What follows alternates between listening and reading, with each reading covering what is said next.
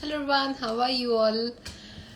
It is Tuesday and we are doing a very special live session today with Dr. Gretchen. And I am sure many of you already follow her. She's MS specialized physiotherapist and she has come here with us multiple times before and helped us answer many questions about MS and exercises. So without wasting any time, I'm going to invite Dr. Gretchen right away in our live. I hope you're doing good. I'm so happy to see you all here. And Dr. Gretchen will join us shortly. Give me a moment. Hi. Hi, how are you? I'm good. How are you? It's so good to see you after long. I know it's good to see you. It's been too long. Yeah, and I have to say congratulations on the wedding. Now Thank we are you. now we are not just seeing Dr. Gretchen, Mrs. Dr. Gretchen Yeah. is what I say. Yes, thank you. That was this past fall. And you got married within the last year as well, right? It's been 2 years now. I Few celebrated 2 years. years. Oh my God. Time is just flying by. Yeah, I still feel like a bachelor though. Yeah. Oh my God. So congratulations again. It's so lovely to see you here again. All that smiley face and such lovely person. Yeah, I'm excited to be here. I mean, as weird as it sounds, I love talking about MS because there's so many strategies that are simple that people can do throughout the day to improve their symptoms, but people don't know about them. So I'm excited to chat with you.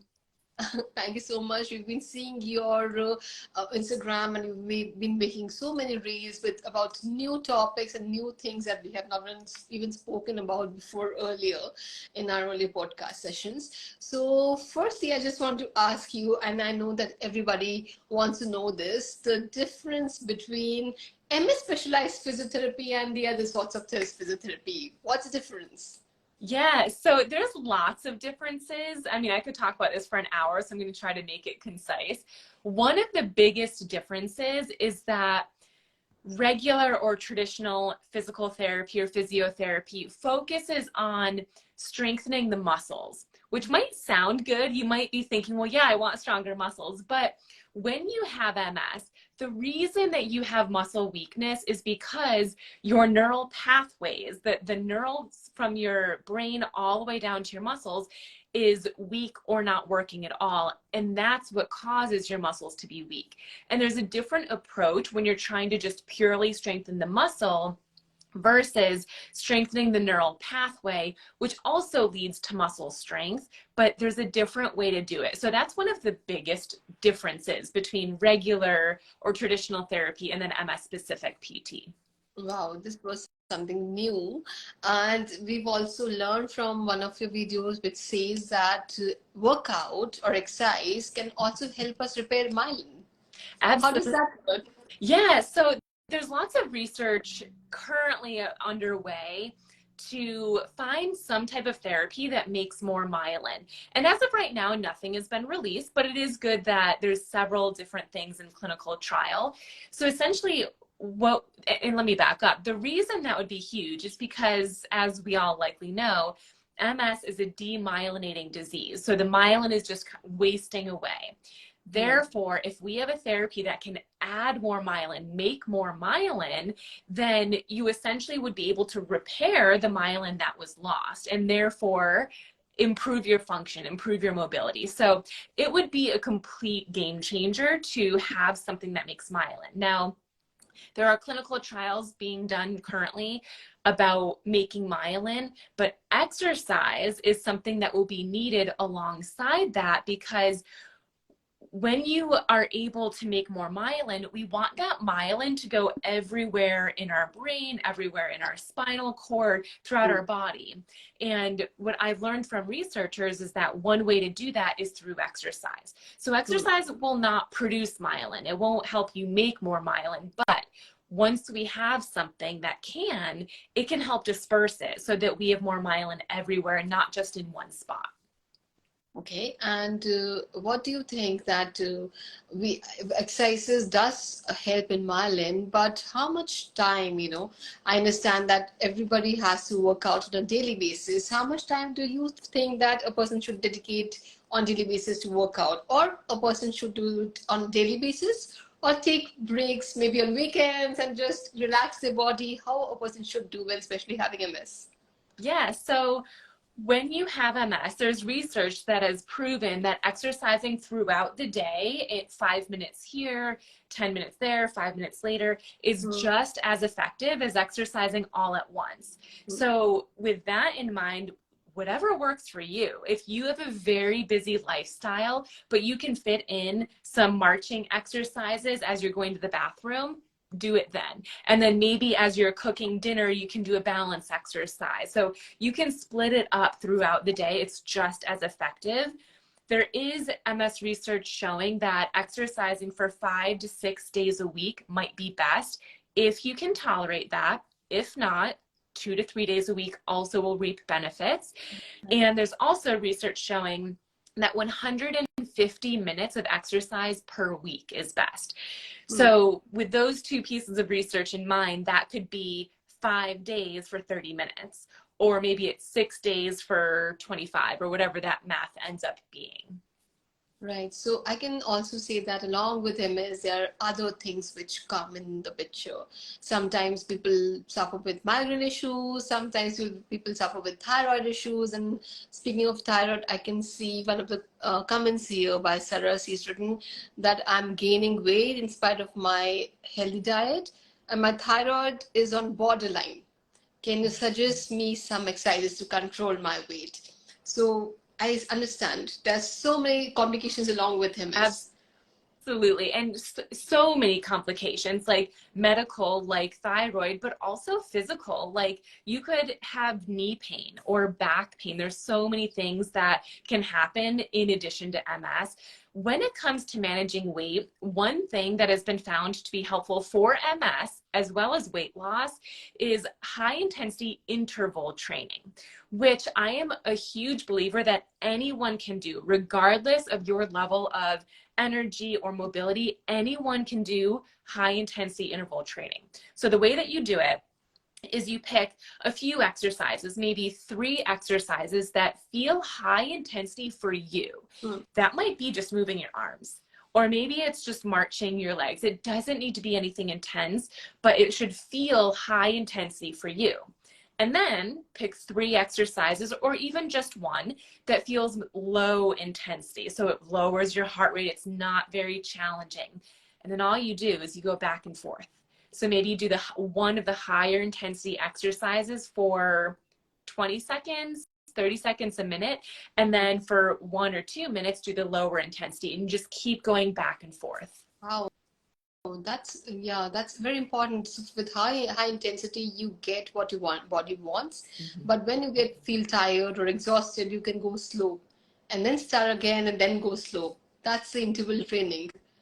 Absolutely. And you can do it from your couch. You can do it from your bed. Anytime I say high intensity interval training, people kind of like shy away, like, nope, I can't do that. But if once you realize what it is, it's easy to see that truly anyone can do it. It doesn't matter what the exercises are. Something that's high intensity for me might be very different from what's high intensity from you or someone else. Same with low intensity. So it's a personalized approach. You really have to determine what is high and low intensity for you, and then go from there. So, can I just ask you that if, for example, a person is not able to stand or cannot do much standing exercises, what kind of high intensity can a person do while sitting on the chair?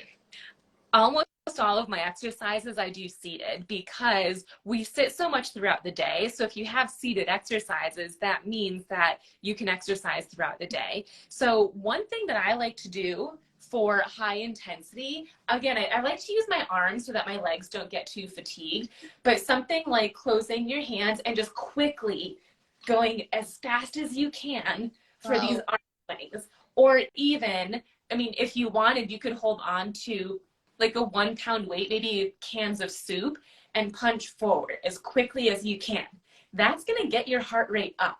Right. So something like that. If you did want to use your legs, you can't really see my legs right now. Seated, you would march one leg, then the other leg, one leg, then the other leg. Well, I would love to do such exercises, but if I'm doing like this in my office, then people will say I'm crazy. Yes. You have to help me something with something which I can hide from the people and still do. Well, one of my favorite leg ones is like that seated. Let me see if I can change on my screen. Okay, there we go. So like something that might be high intensity is sitting up tall, but just Right. march as quick as you can. It doesn't matter how high it comes, but just Okay. march as quick as you can, or kick your leg.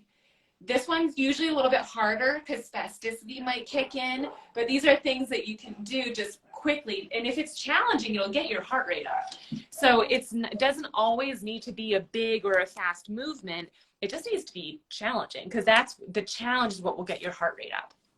So these kinds of exercises can also help reduce weight for a person. Yes, absolutely. That the intervals, that the changing from high to low intensity. Yeah, because I can understand, because I remember when I had got MS, my doctor had told me that don't gain weight, because if you gain weight, you'll have pressure on your necks, you'll have problems. So you have to maintain your weight and do your regular lifestyle. So Yeah, and you have. yeah, and it's so hard because sometimes the reason you're gaining weight is, someone said earlier, was thyroid or the disease modifying therapy. Maybe that is causing you to gain weight in some way. So it can be tricky too, because exercise is always important for weight loss, but also nutrition and staying hydrated. Staying hydrated is a huge issue because of bladder incontinence and even bowel incontinence. So, making sure you're taking care of yourself in other ways too. Okay, thank you. So I can see under question by Poker Face, and he's written that I cycle 3 to 4 days a week. I have severe foot drop. Is this the smart practice for me? Because the right side stays weak. This is a fantastic question. So there's so many different ways I could answer this. One thing that you have to do if you have MS and you have a specific goal is that you have to exercise that specific muscle group. So, and it's hard to say in this specific question because I don't know how he or she is riding the bike, and there's different strategies that you can use, but generally speaking, riding a bike is great for cardio. It's great for generalized leg strength, but it will not help with your walking, and it will not help with your foot drop. Okay. The reason for this is because it's not functional. When you're riding a bike, you're either in a stationary bike where you're kind of like this, Right. or a recumbent bike where you're like this and you're pedaling. Right. Neither of those positions are the same position as walking. When you have MS, you should be doing exercises that are in the same position as your goal. So you would want to do standing based exercises. That's one part of my answer. The second part is, if you have foot drop, that means, for those that might not know, your foot drops, right? Your toes drop down. So in order to improve that, you have to practice doing the exact movement that you want. In this case, it's practicing lifting your ankle. So heel stays down, practice lifting your toes and down. Lift your toes and down. So you get a little bit of that when you are on a bike, just because your ankles have to move, but it's not the same as just sitting down right here and trying to lift your ankles up and then lower them down. So if you have foot drop, that is always one of the exercises that I suggest you do. Okay. So when I'm talking about foot drop, one more thing just came to my mind. It happened to me that once that I was feeling that I'm getting weak on my right side. I knew that I'm putting more pressure on my right side while walking, although the people could not see it, obviously. In fact, I went to one of the physiotherapists in India and he said, "You're walking fine. I don't see any problem with you walking." And I said, "No, I know there's some problem with me. I know I'm putting pressure on my right side." What does that indicate? I feel that I'm limping, I'm putting pressure, or I might limp a little more if I'm fatigued, maybe, but people can't see it. What does that mean? So what that means is that whether people can see it or not, your body is overcompensating for weaknesses that are on the other side. And the unfortunate side is that because other people can't see it and they can't feel what you're feeling, they might not believe you, even though it is happening. Yeah. So, and as you just said, when you're fatigued, you might actually limp a little bit. That's the thing about those types of symptoms, is that if you're not fatigued, no one else notices. But if you are fatigued, or if you get a UTI, some type of infection that causes it to worsen, then people notice. Regardless, the same thing is happening. Your body's overcompensating. So in that case, it would be still exercising to strengthen both sides, but more so that weaker side, and practicing walking with even weight, with walking with just as much with your left side as you are the right side. And oftentimes that does mean temporarily using a mobility aid. So using in your home a rollator to practice walking, so that when you're not using a rollator, you're walking effectively. You're using both sides. Okay. So in this case, if I'm putting pressure on my right side, does it mean that my right side is weaker than the left side? Probably. It's a little bit different for each person, but yeah, usually where you are feeling it is the side that is overcompensating due to weakness on the other side. Now, there are certain situations where it would be opposite, but for the most part, that's the case. All right, thank you, doctor. I can see another question by Abzar, and he's written that my left leg gets stiff in extreme weather, that is hot weather, or when I walk for like more than 1,000 steps. How can I deal with this?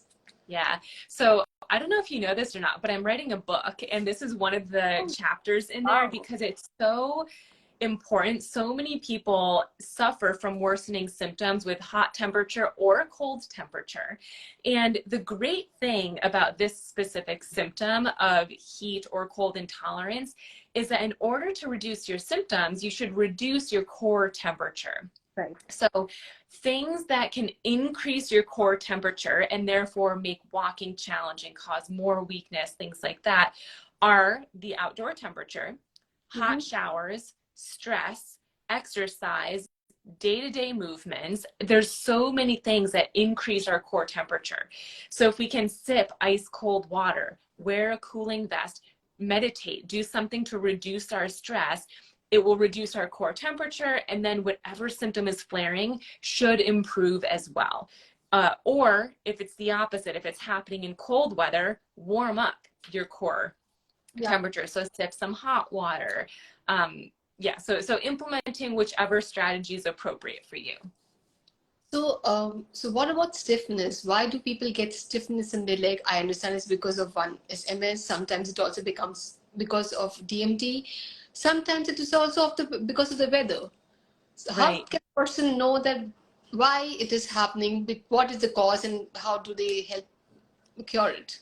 Yeah. So this is going to sound really weird, but my favorite, it's not even really a symptom, but my favorite thing to deal with MS is heat intolerance or cold intolerance, because it's so easy to fix. So the way that you'll know if that's if it is the temperature or your stress that's causing the symptom, in this case the tightness, is implement some type of cooling strategy. If that helps you within 30 minutes to an hour, that's what the cause was. The cause was that your core temperature was just rising too much. If it doesn't help, if you've been cooling yourself down, and also I should share, cooling yourself down does not necessarily mean being inside in air conditioning. If it's hot outside and if it's humid, being in air conditioning doesn't always help. So you actually have to wear a cooling vest, sip ice cold water. If that helps, that was the issue. If it doesn't, that's when it might be something else. And in order to determine what it is, usually if it lasts 24 hours or less, it's just a random flare that is caused from something else. Maybe poor sleep, pain could worsen any symptom, heat, cold. If it lasts more than 24 hours, that's often when you'll go to your neurologist, or at least call them, and they will test you for any type of infection. Because another reason for temporary worsening of symptoms is an infection that you might not even know that you have. It could be a cold, a flu, a UTI, anything. If it's not that, then that's when we're thinking, okay, maybe it is the MS, let's try steroids or something else. Right. And stiffness is, I can say, is the issue which most of the people with MS have. That's why workout and exercise are really, really important on a daily basis. Yeah. Um, I can see another question here, and I can say this is also one of the most common things that people talk about, whether they have MS or not, by the way. How to manage constipation? How Mhm. can they help their bladder? Yeah. So I have worked with a lot of clients one-on-one within this last year, and something really interesting happened. They had mentioned bowel and bladder Right. issues. Maybe it was incontinence, urgency, frequency, you name it. And we did not focus on pelvic floor strengthening. You can, there are physical therapists or physiotherapists that specialize in pelvic floor, definitely see one. But Yes. we focused on core strengthening. Hmm. So like we focused on our abs, our sides, our Right. back, our glutes. And just from focusing on strengthening those areas, their bowel and bladder function immensely improved. Hmm. So sometimes it is specifically the pelvic floor weakness or tightness, and that does require more specialized exercises. But other times it's your core weakness that is contributing to it. So we can strengthen our core. Another thing that often irritates our bladder is being dehydrated. So if Right. you're not drinking enough water, which it's tricky because if you have urinary urgency, you're going to be scared to drink water because, Absolutely. right, Yeah. like you don't want to have to go to the bathroom all the time. But if you're dehydrated, it actually makes it worse. I know it sounds counterintuitive. So Hmm. staying hydrated is very important. Even just general nutrition as well. The healthier of a diet you eat, the more regulated your bowel and bladder function can be. Right. So if I talk about dehydration, I understand that a person should drink water, at least 8 glasses of water per day. This is the average they talk about. But do you think that water is sufficient, or sometimes maybe once in a week or once in a few days, you should also have something like electrolytes going on in your body so that balances your hydration levels in the body? Yeah, there's so many different thoughts on this. I'm always under the belief of try it and see if it works for you. I have some clients who do have electrolytes once a day or a few times a week and they love it. They feel so much better. I have other clients who do it and they don't notice any difference. I have other clients who just have water. Some love it, some don't notice a difference. I have other clients who will just put in, I forget what they're called, but they're basically just drops that have um, like salt in it. So it makes it a little bit salty. Not so much that it tastes like salt water, but it adds in salt. Is it magnesium? Maybe there's certain Yeah, there things are that many they different add. kinds of nowadays. Yeah, magnesium Right. is there. In India, we get tulsi water and all those things also.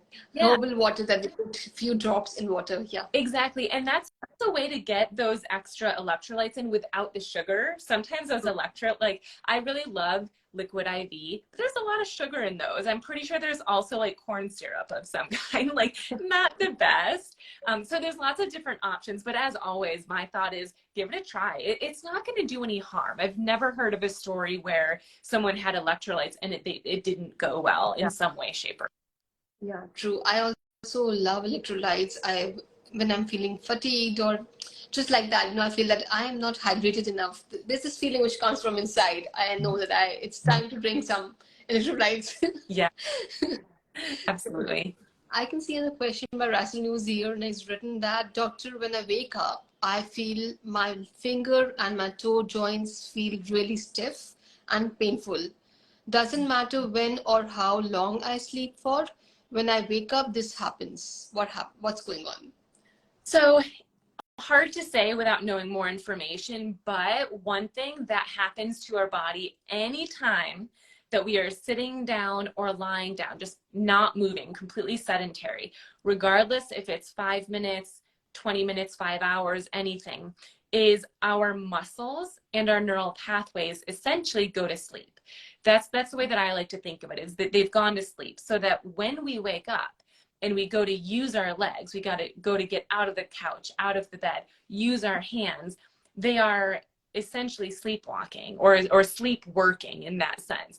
And so sometimes one thing that can improve it before you actually go on to the next thing in your day, take a second to just warm them up.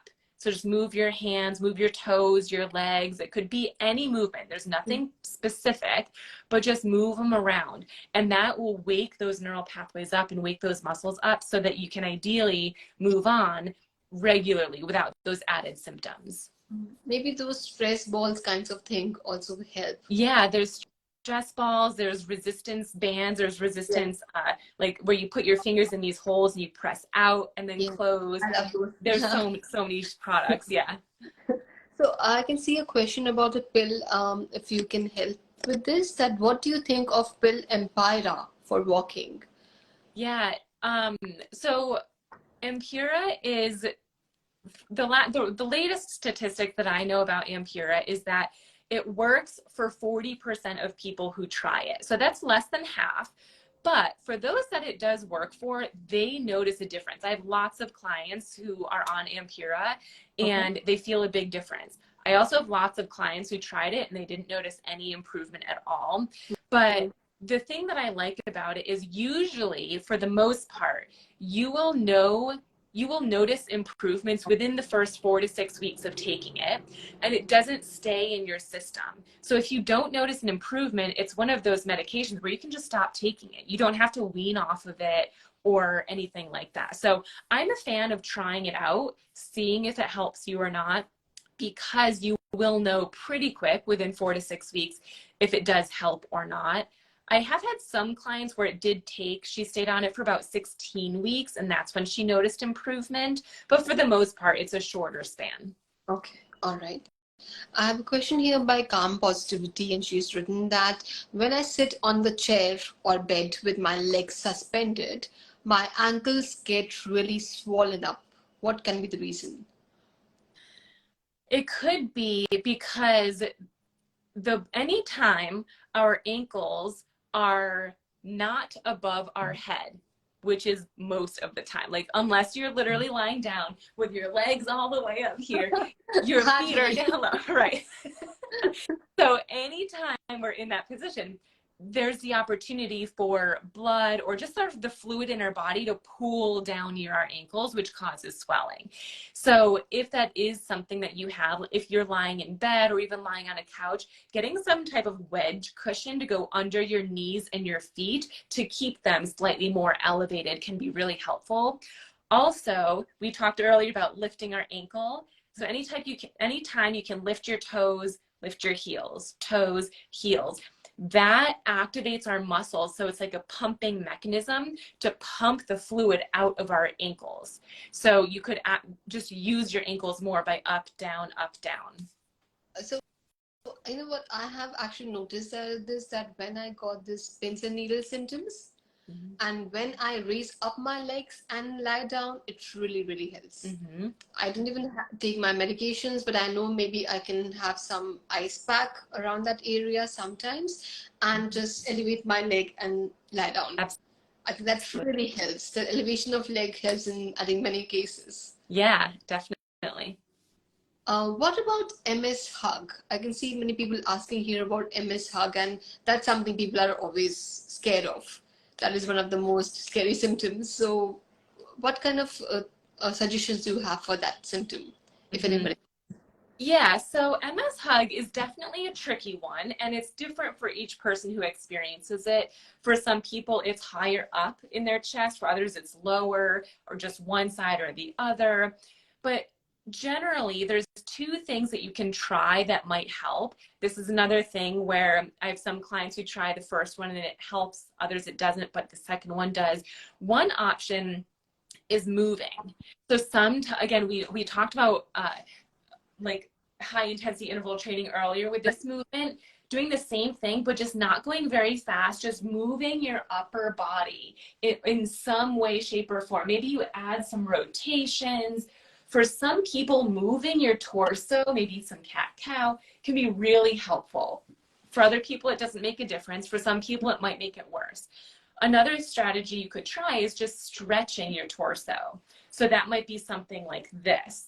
Or if you have arm weakness, just keep your arm down, but it's twisting this way and this way. But you'd hold, I'm going fast. You would hold each of these for like 20 seconds to really a minute, and you're just stretching out the area. And then the last thing that you could try is belly breathing. So really focusing on your breath work, slowing down your breath, initiating or activating your diaphragm, this muscle that's right up here. So those are usually the three things that will work for my clients.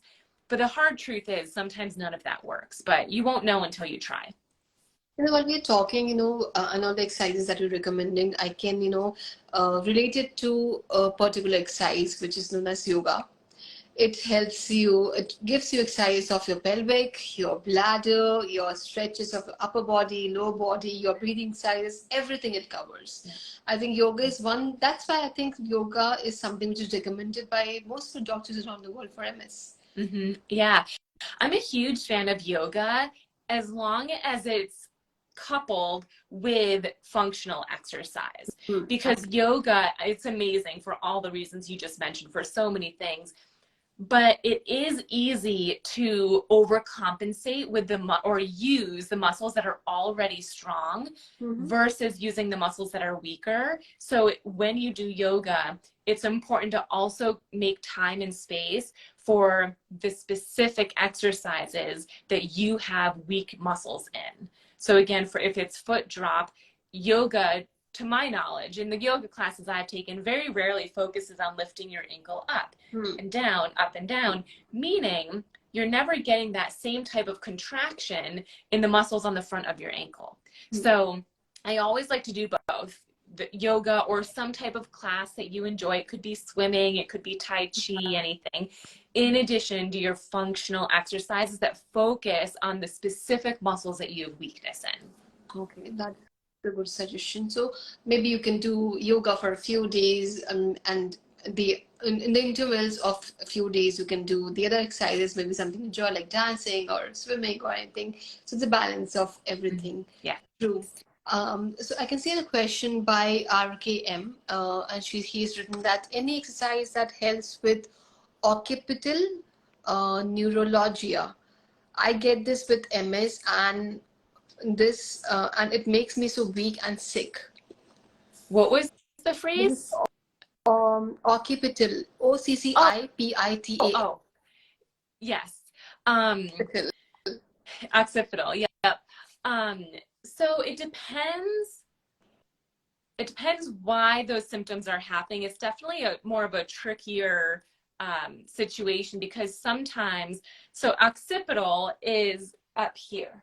So it's in our neck. And so occipital neuralgia, it can vary in what those symptoms are. Sometimes it's numbness, tingling, burning, pins and needles, neck and arms. It sometimes is correlated with trigeminal neuralgia, which could be face pain.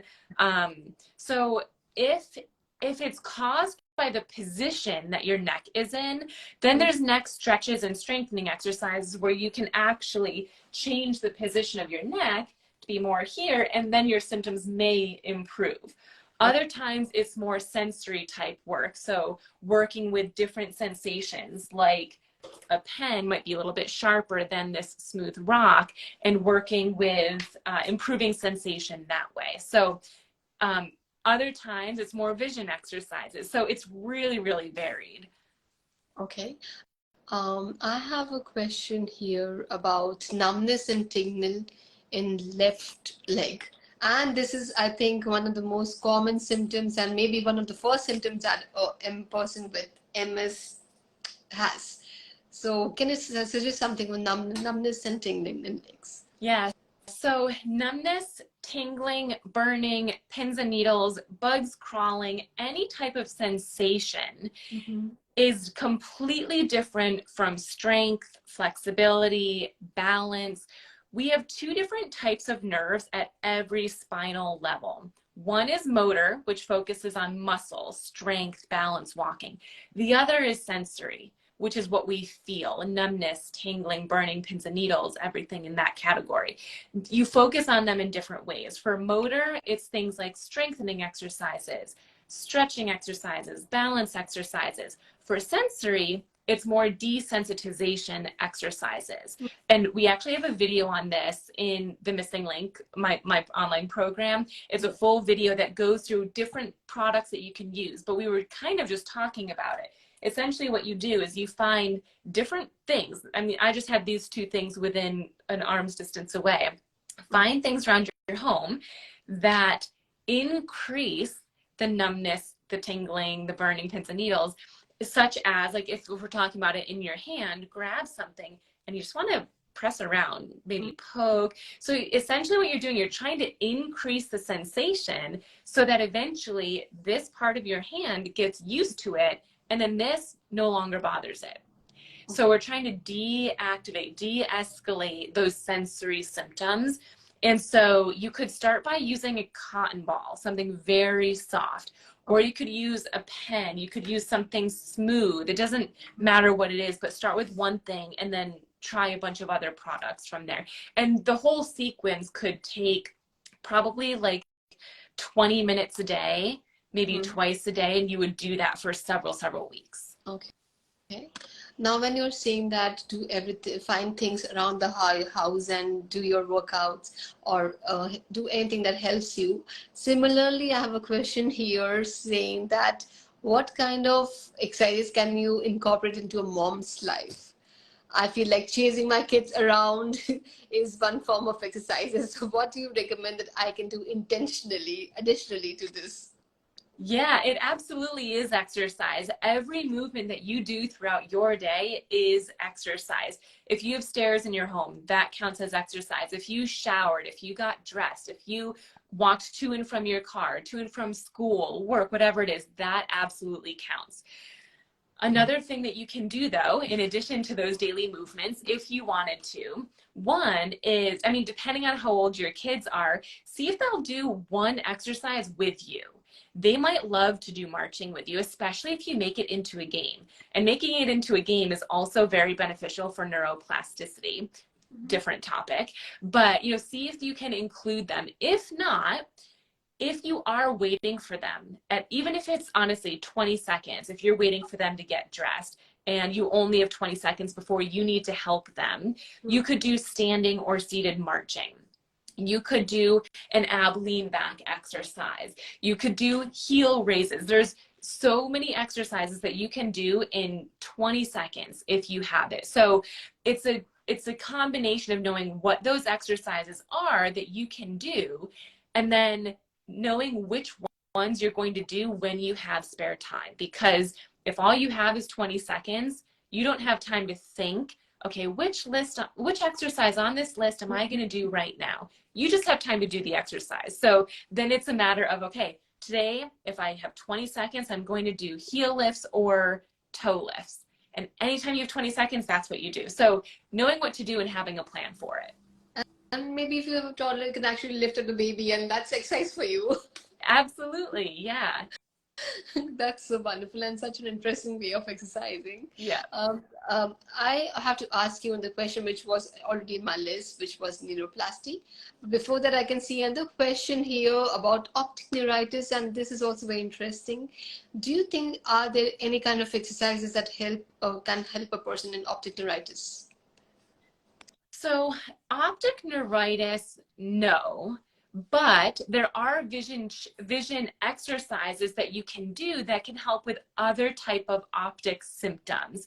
More so vestibular than just purely optic, but our vestibular system is in our inner ear and it helps with balance and vision.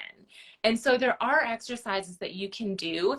So if I like stay looking at the camera, but I turn my head side to side, or maybe up and down, or maybe my head stays put, but my eyes move side to side, or up and down. So there's different exercises like that that can help the vestibular and vision. So it depends on what's causing it.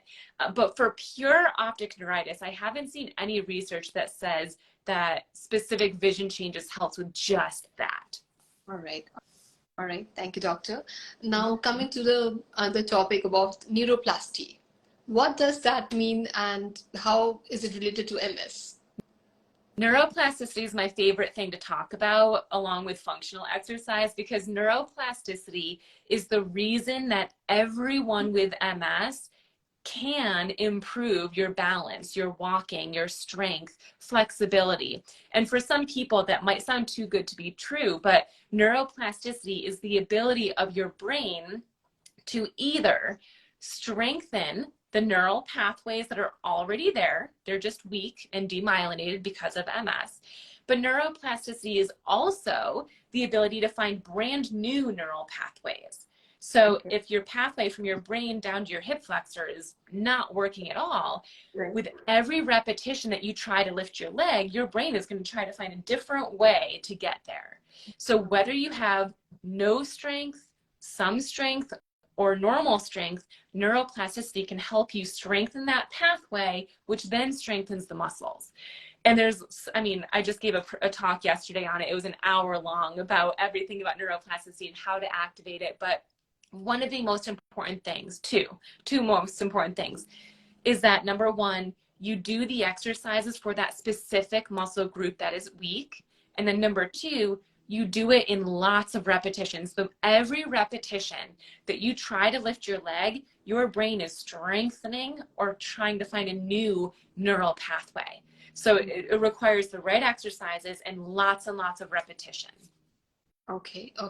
So I can see some writing here, Frank, that his doctor, his neurologist told that neuroplasticity would not work for in his case, because most of his spine is damaged. So does it really happen that if it's too much damage, it doesn't work? So there is, to my knowledge, and I recently updated myself on what was available in research, there's lots and lots of research showing that neuroplasticity is possible for people with brain lesions. There's very little research on neuroplasticity for people with spinal lesions. But of that research that does exist, there's zero research stating that neuroplasticity doesn't work for people with spinal lesions. And every neurologist I speak to, I ask them this question of, hey, what are your thoughts on neuroplasticity for people with spinal lesions? And everyone says the same thing, which is, we don't know, so exercise as if it is possible, because it might be. There's just not research yet showing it. Okay. So you have to try on your own if it really helps in your case or not. Keep exercising. Right. And it's tricky because regardless of brain lesions or spinal lesions, it might take a few days to notice improvements, a few weeks, a few months. It might take a few years. And so it really does require belief that it is possible, because if you don't have the belief, you're not going to stay consistent. And it requires consistency, regardless of what results you're seeing or not seeing. Stick to it. We don't know how long it'll take, but we do know that it happens. Right. Doctor, I can see a question about lion's mane. Like they say that lion's mane is a very good thing, and it also helps in regenerative properties it has for your nerves. Is that true, or have you seen in your study that people are using it for nerves? What was it for? Using what was it? Regenerative properties it has for your nerves. Lion's mane is actually used. Lion's mane. Gotcha. Yes. Yeah. Right. Yeah. Sorry, I wasn't understanding. Yeah. So there is, I don't have too much further to add to that. There is research showing, as the person who commented this just mentioned, that it can be helpful. I think it's not something that's been extensively researched. It has been researched, but not extensively so. And anytime there's not research supporting it, it's not talked about as much. It's not talked about as if it's like, this is something everyone should take. So it is getting more publicity lately. So I do think that within the next few years, we're going to be hearing about it a lot more. And it might be something that more neurologists are talking about with their clients. All right. Thank you. Now, another thing I want to talk to you about, and this is one of my favorite topics, that is fatigue. Like we spoke earlier also, that people, when they feel fatigue, they want to lie down, or they feel that they cannot even get up and do any workout, or can't even walk. What do you think in that case? They can, at least they do some movement while lying down. Can that help overcome the fatigue levels? So I know this sounds counterintuitive, but there is research saying that light to moderate forms of exercise can actually reduce fatigue. So when you are having one of those days, you have two choices. Number one, rest. Listen to your body and actually rest. The thing about that, and I recently had an Instagram post about this, is try to not feel guilty when you're resting. I don't know about anyone listening, but if you rest, but you're constantly feeling like I should be exercising, I should be doing XYZ, it's not restful. You don't feel rested after that. So if you do choose to rest, do your best to try to make it like guilt-free, just truly relax. Your second option is to exercise in a very light way. So in the book that I'm writing, I just had professional photos taken to go in the book to coincide with the exercises. And ones that we took, it seems so simple, but ones exercises that we took photos of for fatigue, I'm sitting in a bed. And so if you picture me sitting in bed and I'm just slowly punching forward. The same exercise we did earlier with higher intensity, make it very low intensity. Or you can't see my legs, but you slide one leg towards you and then away from you. Even if it only moves an inch or, a few centimeters, it doesn't matter. But exercise lightly in bed. Just get general movement. That counts as well. So, one thing I want to add to this, what happens that, one day a person feels fatigued or not well, and person is, just resting because they feel that they want to rest. Mm-hmm. And the next day when they feel better, they want to do everything. Yeah. They probably want to do the laundry, or they want to go out shopping, they want to cook, and they want to go to office, or do all kinds of socializing because they feel now I'm fine. Yesterday it was bad, but today I can do everything. And they tend to overdo the next day, mm-hmm. which again is like really, really bad on your health. So one thing, yes, you should listen to your body, but you should also know how to balance your routine so you don't overdo your thing on your body.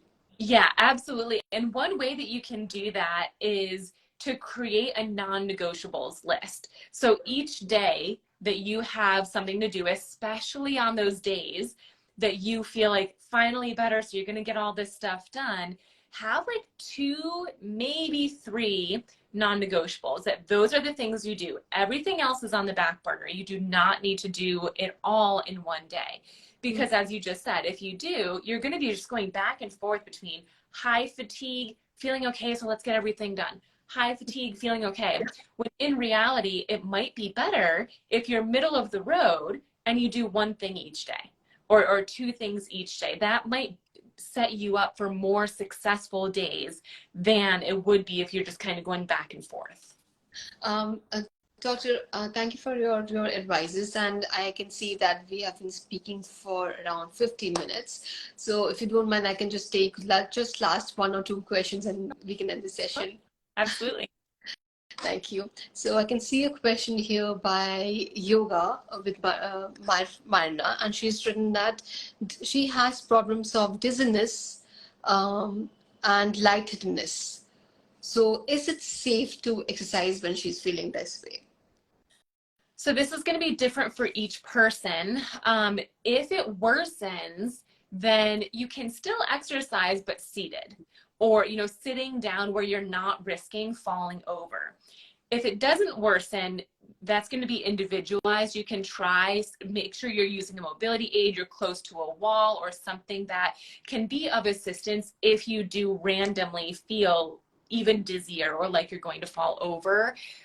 Again, there's so many exercises that you can do sitting down. So that's always a great backup option. If normally you're someone who goes for walks, or maybe you even run, or you do these more standing based exercises, just remember that seated is also an option and it's just as good. It's not any less effective than standing exercises. So when there is a safety risk like that, whether it's balance, dizziness, remember those seated options for those days.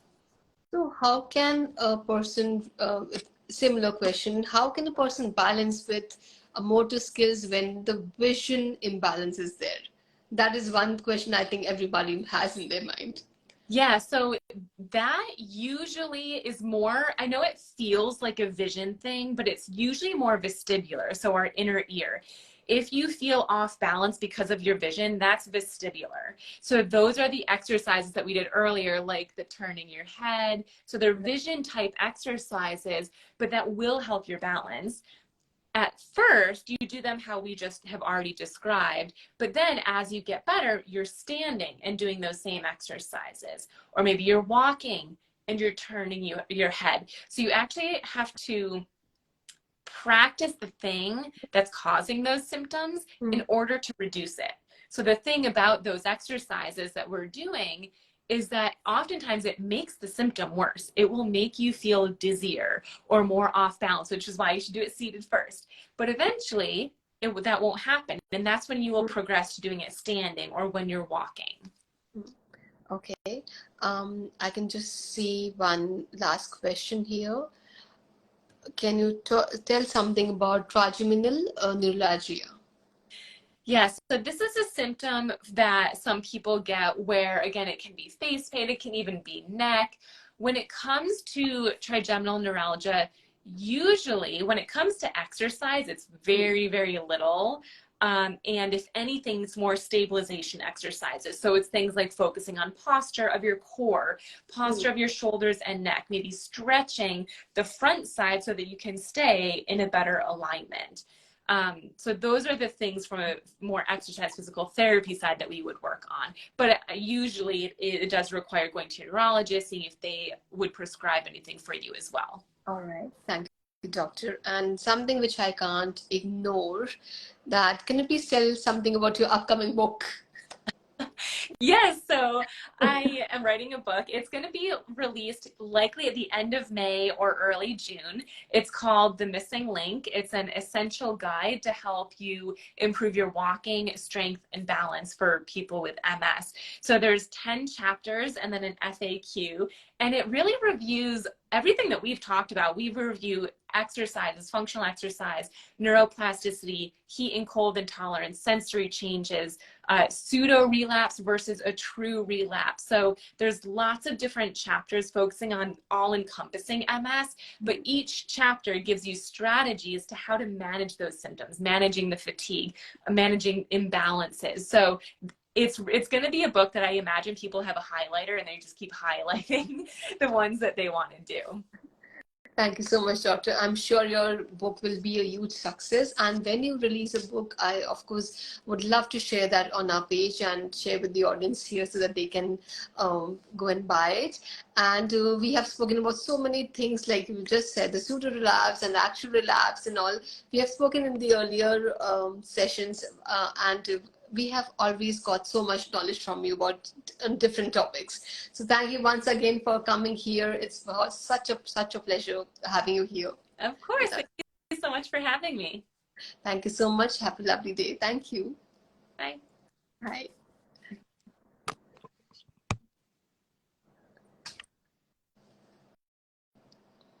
Thank you, everyone. It was such a lovely session with Dr. Gretchen, and she is just amazing. So you can just go to her profile and follow her. And she also has a program by name of Missing Link, and she will also be releasing a book known as Missing Link sometime soon in this year, and we'll be sharing that link too with you.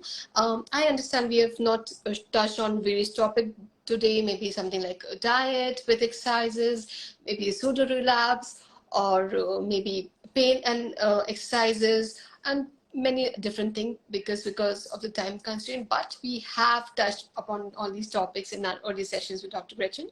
So you can always go back to our page or our YouTube channel and see all those interviews that we have with her and get educated and spread awareness about MS. Thank you so much for being with us here. You all have a good day, and we'll be coming soon with more such sessions here. Thank you so much. Bye.